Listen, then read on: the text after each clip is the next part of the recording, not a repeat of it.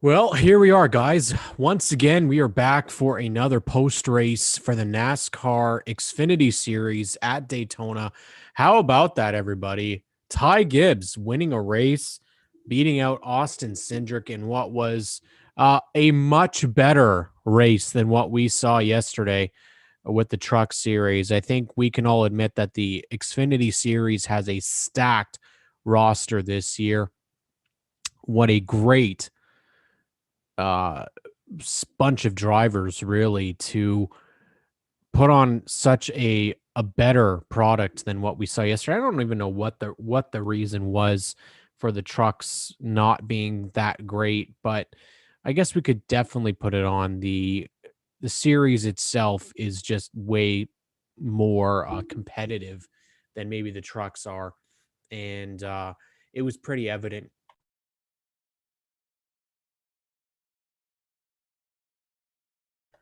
Just allergies again, pretty evident today that this series is going to be very healthy this year in terms of quality.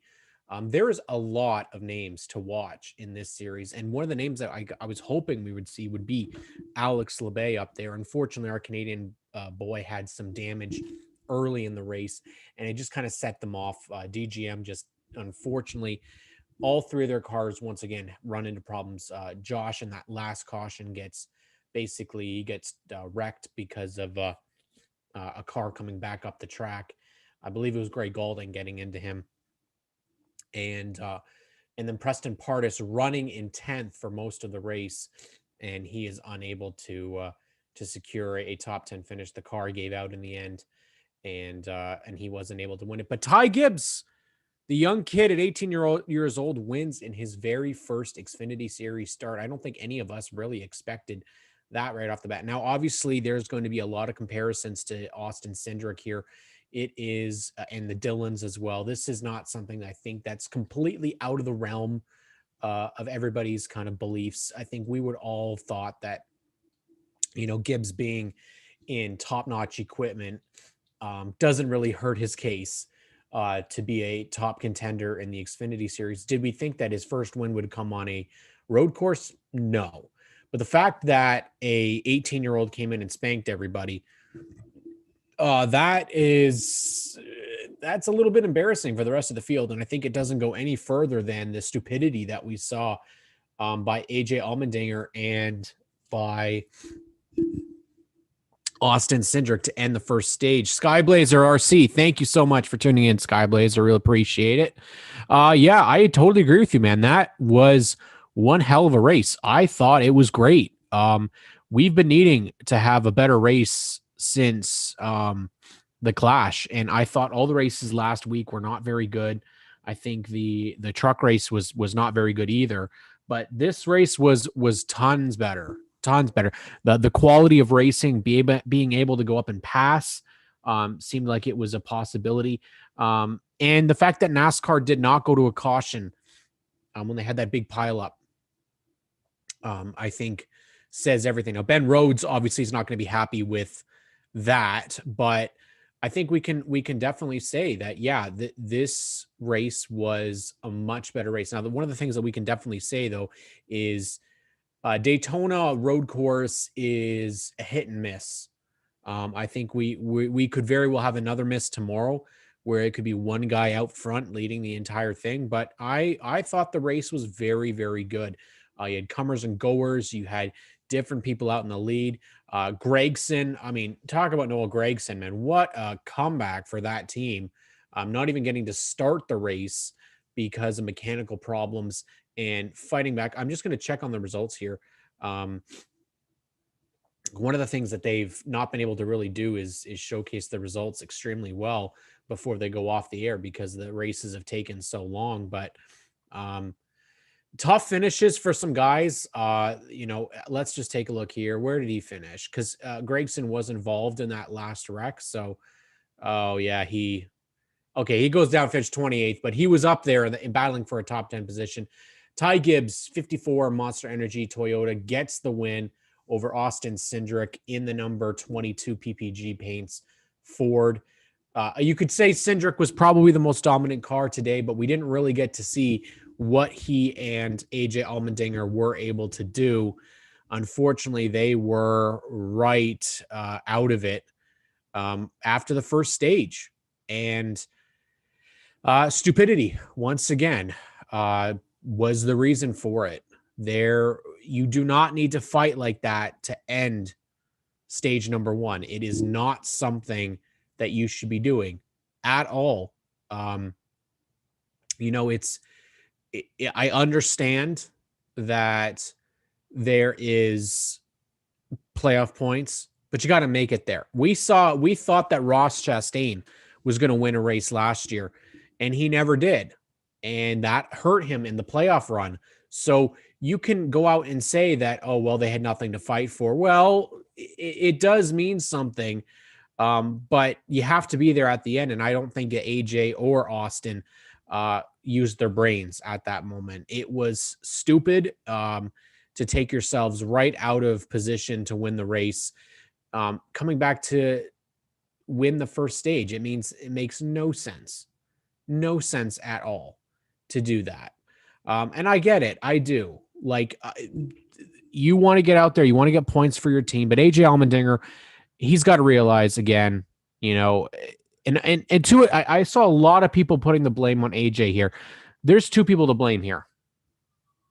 AJ and Austin are to blame here. It's not one person's fault, because if you go back and watch the end of stage one, yes, while AJ did get into him or did block and Austin got into him, you have to remember one thing as well, is that, okay, Austin Cindric has the ability to either go high, go low, or get into him, or back off and finish second. Austin, I guess, thought that AJ was going to give him the room. Well, that didn't happen. Okay? It didn't happen. And they wrecked their cars because of it. Now, in the end, it wasn't them that were really affected by it, because they both were able to have their cars finish the race. It was Riley Herbst who ended up paying the price, who completely spun on his own to miss, Allmendinger coming back up the track and completely destroyed the front of his car, and unfortunately out of the race early. Somebody else who was a great story that we saw for the start of this race was Ryan Vargas. Unfortunately, once again, it seems like every time they get a good sponsorship or they get a good deal, there's some sort of mechanical problem. And unfortunately, Ryan has had a lot of mechanical problems since running in the six. So Alvin Kamara's big squeezy. Love the name. Love that they came on board to support Ryan Vargas. But unfortunately, what can you say? The JD Motorsports is not, it's not the top equipment. But we can say that they had a good run today, at least with one of their drivers. Now, I didn't really see Jeffrey Earnhardt most of this race. I don't know if if he's not good on the road course. Yeah, I finished in 30th place.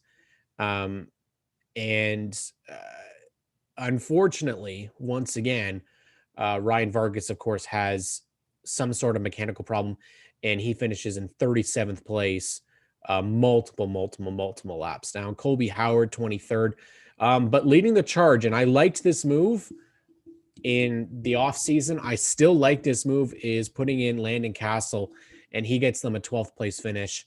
Landon was out to lunch today. He was not competitive most of the race, but he stuck around. And at the end of the day, he gets a good run. Jeremy Clements gets a top 10. Brandon Brown, I mean, the guy, what is it going to take for a big company to come on board with Brandon Brown? He's doing some great work with his 68 car. Fantastic effort. Miguel Paludo, who we haven't actually seen in NASCAR for years, comes back and finishes 7th after getting a flat tire. I want to give out, again, a bit more credits to Kyle Weatherman and Bailey Curry getting Mike Harmon Racing points in the first stage. Kyle Weatherman gets a 16th place finish. Bailey Curry, unfortunately, had problems that brought out the last caution. And, the last caution to go to overtime. But definitely you can say that there were some very big highlights for some of these guys. One of the lowlights, Natalie Decker, once again, makes it only a couple laps into a race, her very first race in the Xfinity Series. I don't know if this was her fault. It looked like she got drilled in the back by the 5 car, and it caused severe enough damage that I don't know if it was a fuel leak or an oil leak, but she was basically out of the race before she even got a chance to run a couple of laps. So unfortunately, once again, Natalie Decker will finish at the back to start her career. She finished at the back at Daytona when she started her truck career, and she'll finish at the back once again. But Ty Gibbs comes away with the victory. I want to know from you guys what you thought about Ty Gibbs getting the victory. Yeah, it is another affiliated, family affiliated driver who's got sponsorship. He's got support from obviously his grandfather. But what do you have? What do you think for Ty Gibbs in 2021? Make sure you guys keep it tuned here to Fanside. We will be back again tomorrow for the Cup race, following their tour around the Daytona road course. But we just wanted to do a quick little review on the race here today. But definitely we want to give our thumbs up. I'm going to give this a solid B. I thought it was a very good race. I thought a lot of competitiveness, a lot of back and forth, and there was not one dominant car the entire race. You could say Austin Cindric was, but at the end of the day, it was still a battle, and he didn't win it in the end. So thank you all for tuning in. Just a quick review of the race tonight. So have yourselves a great night. We will check with you all tomorrow on Fanside, where we talk about the Cup race.